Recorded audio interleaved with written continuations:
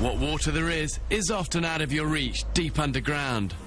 But sometimes the tiny desert springs can bubble to the surface, and that's trouble, because they can form lethal quicksand.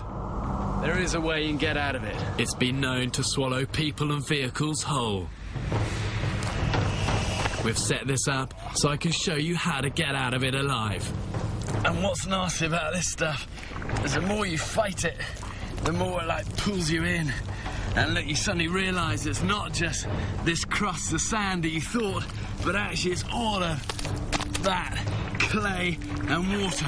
And each time you pull it, try and pull your leg up, the suction just pulls it back in.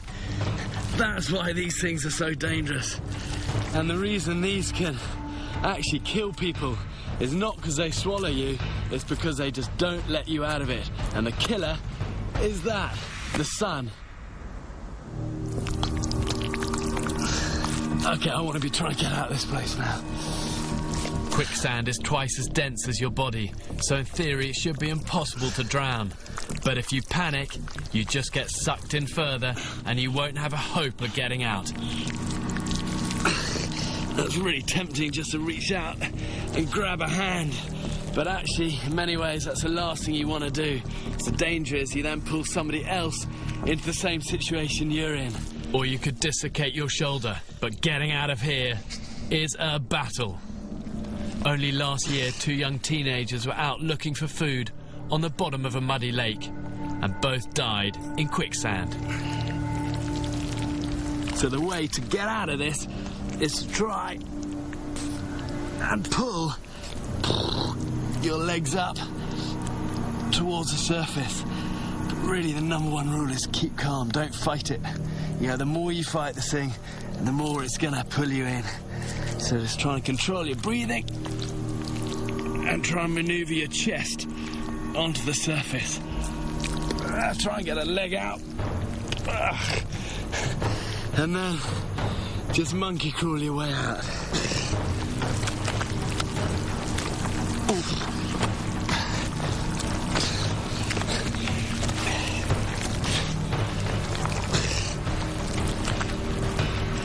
God, feels like I've got lead boots on.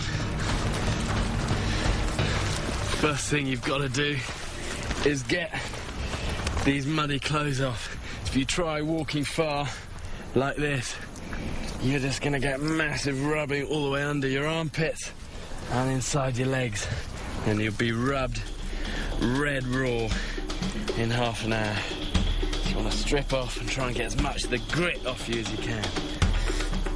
If you don't, the grit in your armpits and groin will make your skin erupt into horrible infections and boils. And if sand clogs up your sweat glands, you could end up with painful prickly heat rash, which is unbearably itchy. Never give yourself any more trouble than you need.